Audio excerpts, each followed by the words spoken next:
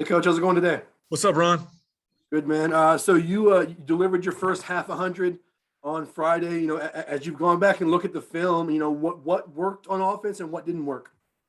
Well, I think anytime you score that many points, at least in the time I've been doing this, you're normally going to get a touchdown on defense or a touchdown on special teams. So I think that was a team effort to get that amount of points. And then our field position was pretty incredible throughout the game, starting drives on the 3 and the 7 and the 30 or whatever it was, and just made it a lot easier. So I thought that was a team effort, obviously. And then threw the ball really efficiently. I thought the tempo was pretty consistent throughout the night. They had a lot of trouble getting lined up, and I think that's usually what leads to explosive plays. So I was happy to see us take another step in improving our offense. Still a long way to go, but I thought it was a positive step from week 1 to week 2. And how would you grade Hank's performance in week 2? Yeah, I thought he played really well. He obviously, there's going to be always a couple plays you want back. But yeah, I mean, anytime you complete 70% of your passes and don't turn the ball over, I thought he did a lot of good things, and a lot of things people probably don't see: checking protections, audible and out of plays, took care of the ball. I think he took 1 sack. So I think, again, I think he's growing every week.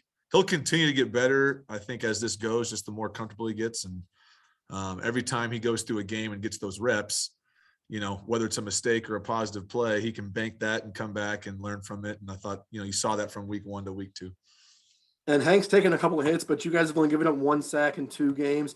How much of that is due to Hank's decision making, and how much that's on the offensive line? I think they go hand in hand, but I'd be the first to tell you that sacks are 80% on the quarterback, any level of football, right? If you look at the great quarterbacks in the world, the elite quarterbacks, they don't get sacked because they get the ball out of their hand. And, we've talked a lot, obviously, with you guys about that. Was something just watching his film the last few years. I thought he was playing hero ball a little bit, just trying to throw a touchdown every play and hanging on to the ball too long. And we've worked really hard at that as an entire quarterback room. And I think he deserves a lot of credit for getting the ball out of his hand. But I also think our running backs, tight ends, offensive line are doing a great job picking up pressures. Even the 1 sack we gave up, our center and tailback picked up the pressure. We probably held on to the ball too long. So I think, again, I think we're doing a good job as a unit protecting the quarterback right now. Thanks, Coach. Good luck this week. Thanks, Ron. Hey, Tim. What's up, Jay? Tim, after the first game, I know you kind of joked that you might get labeled a conservative play caller.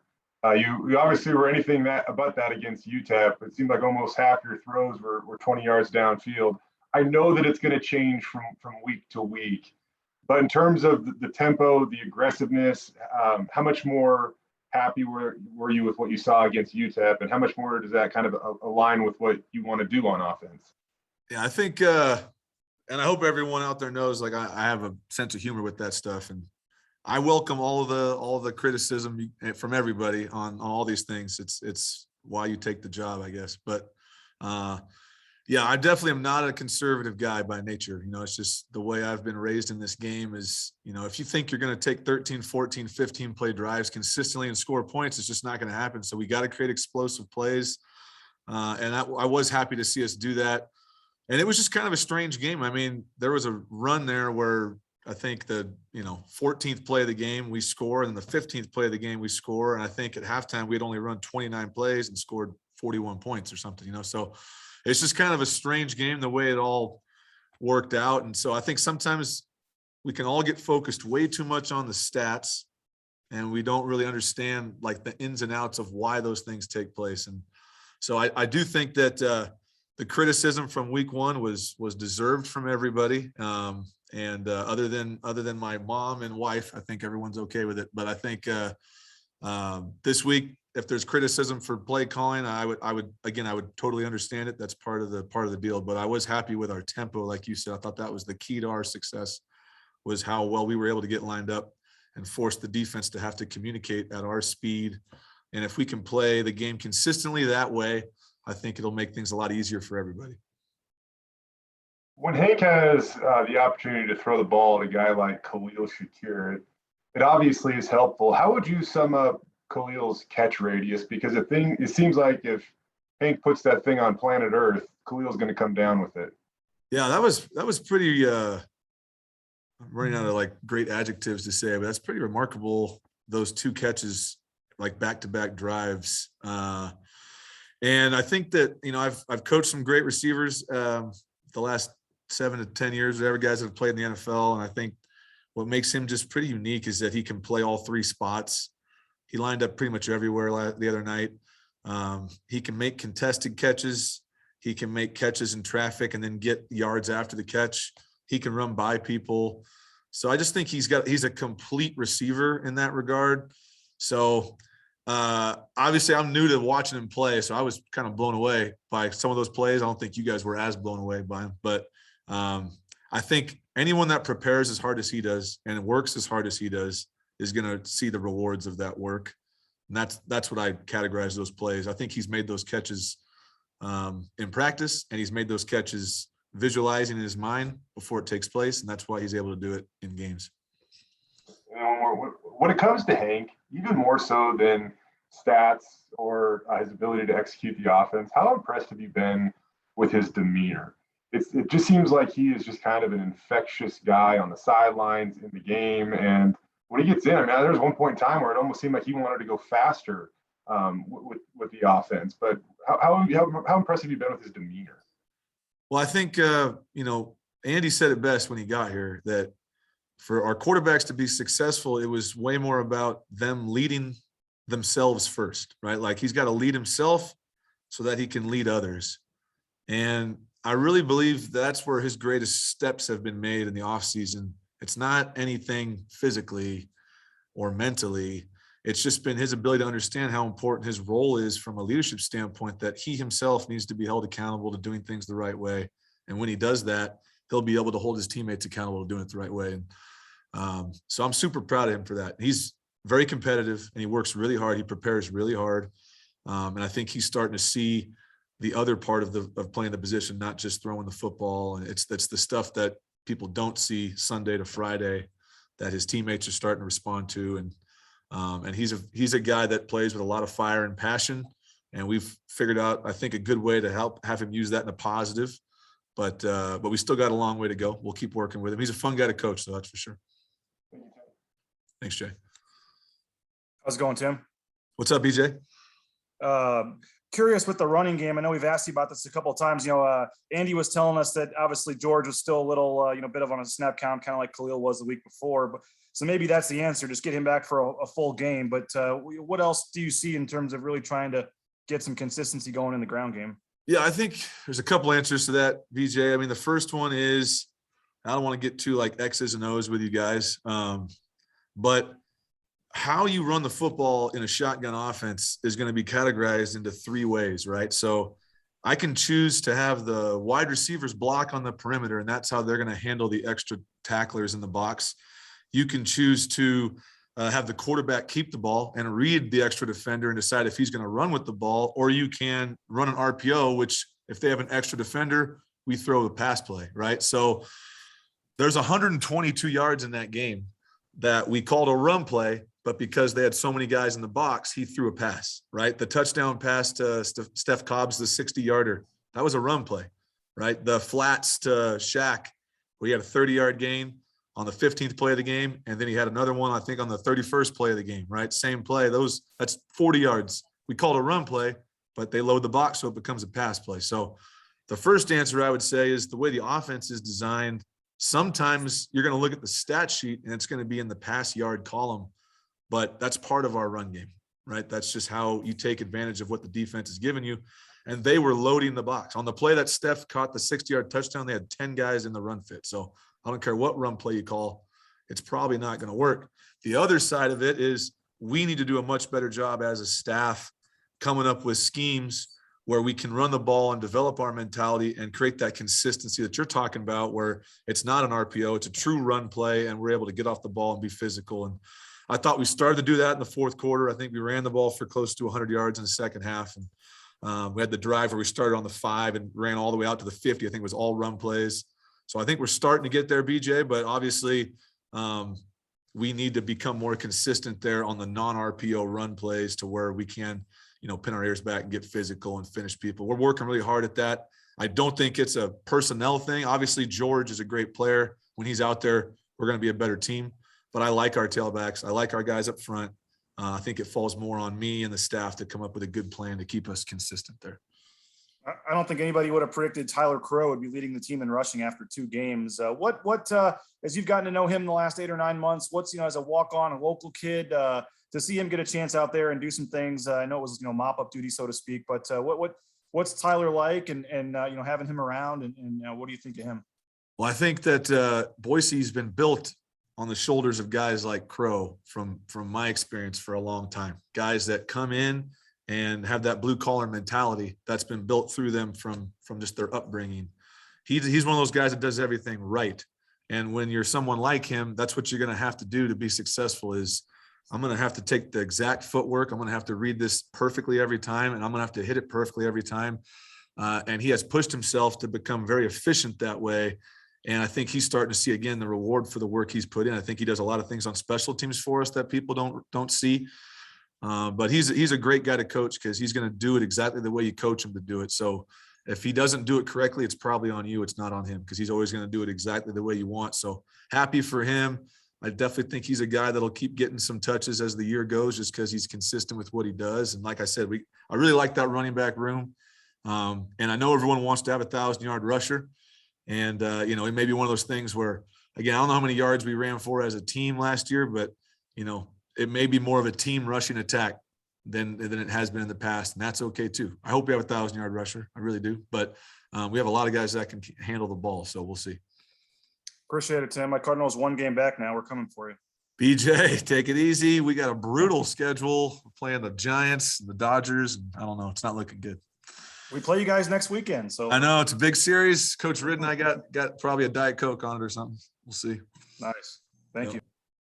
John, Mike, Will.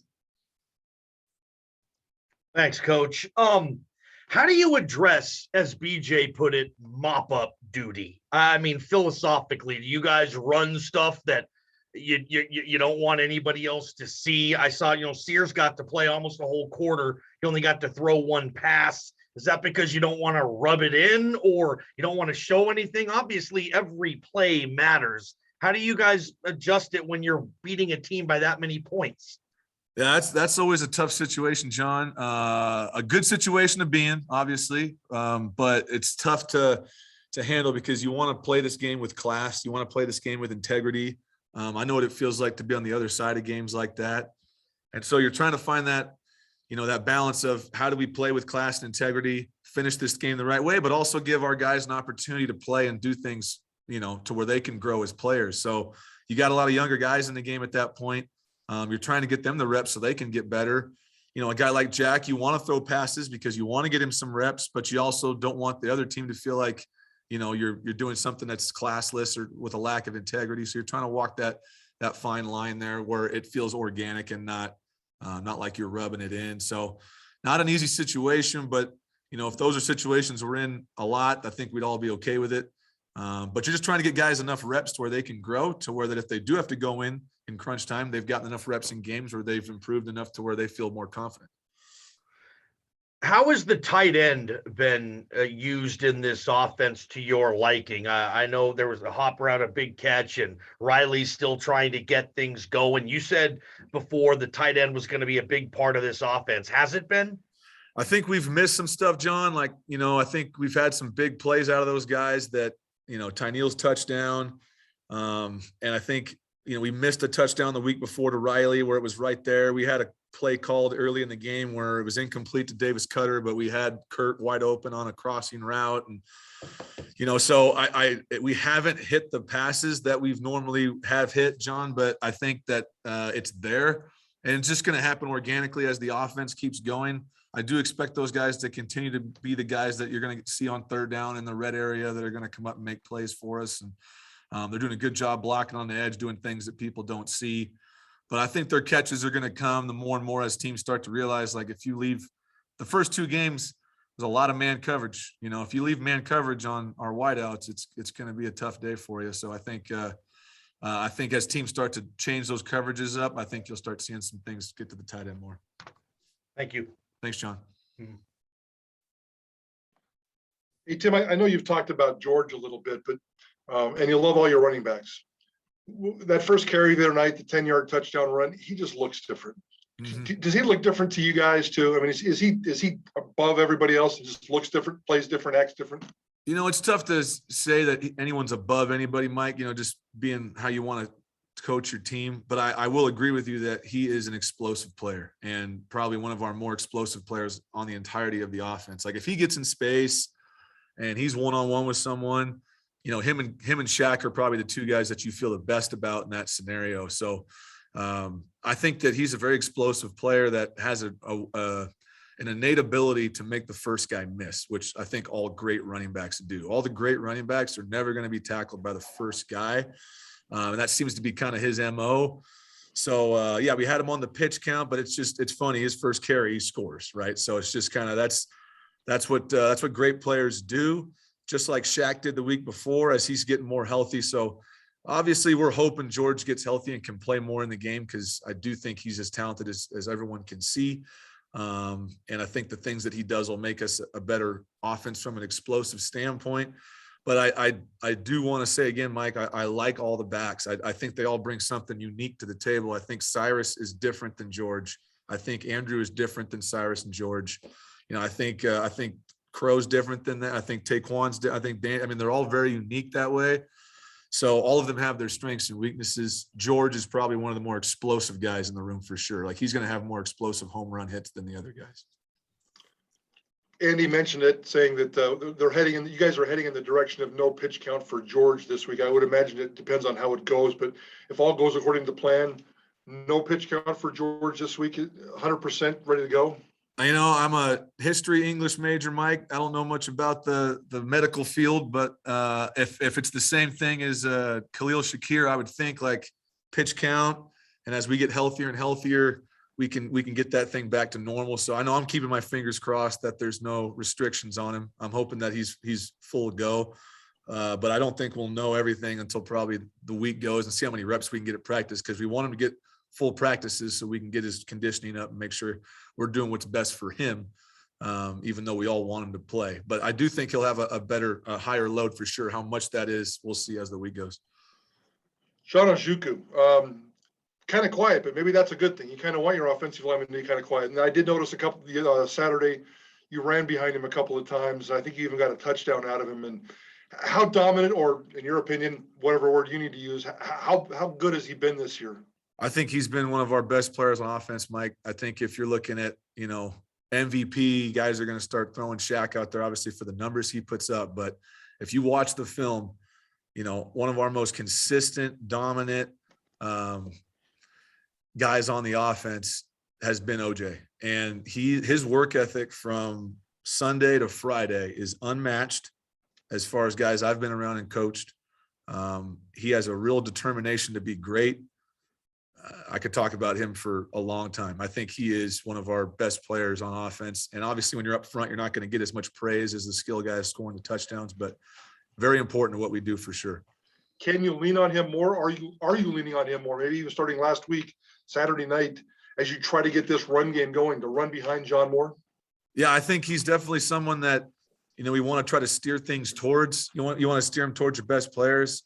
But you can't do things so much, Mike, that it becomes obvious for the defense and they can defend those kind of things. So I think I'm leaning on him more just as a leader to try to create more of a consistency with our entire group. Like, hey, he's kind of showing the way. If you prepare for the game the way he does, you'll be as dominant as he is.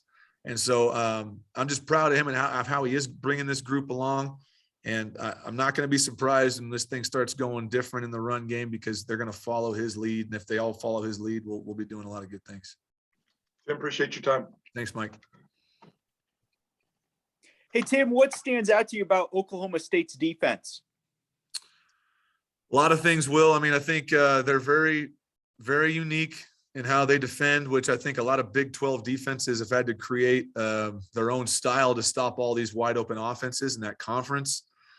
They got a lot of returning starters, guys that have played a lot of football. They put a lot of pressure on the quarterback because they're just, it's kind of like Star Wars out there. You can't really identify what the front is. There's just people moving all over the place, a lot of confusion. So we got our hands full this week. They're a good unit, so I'm excited for the challenge our guys are, but they're gonna definitely test us in a lot of ways. Don't have to give away all your secrets, but when you're game planning for an opponent like Oklahoma State, will you watch like their first 2 games? Will you go back to last season? How do you game plan for them?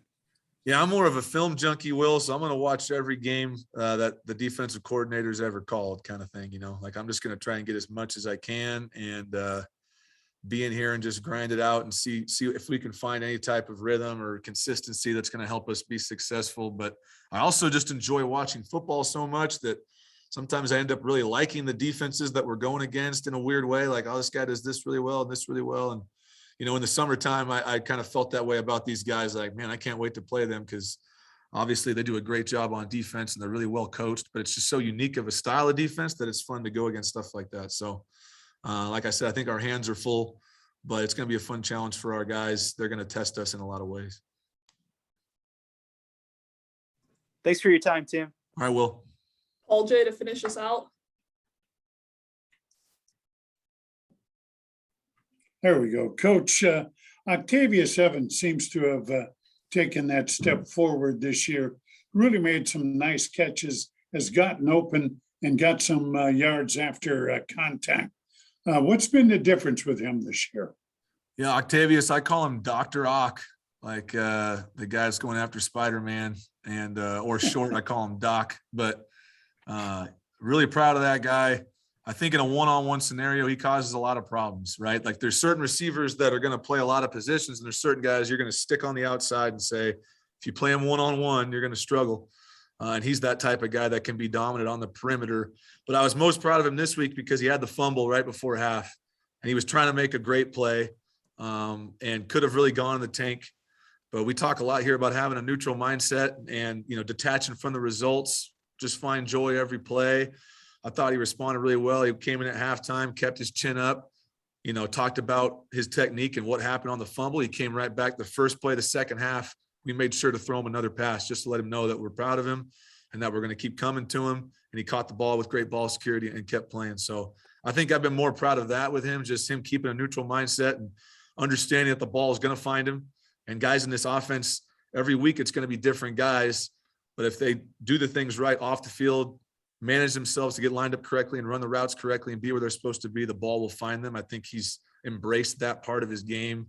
And I think if he continues to do that, he'll keep catching more passes, and people that leave him one-on-one, we're going to get him the ball. Thanks, Coach. All right, Paul.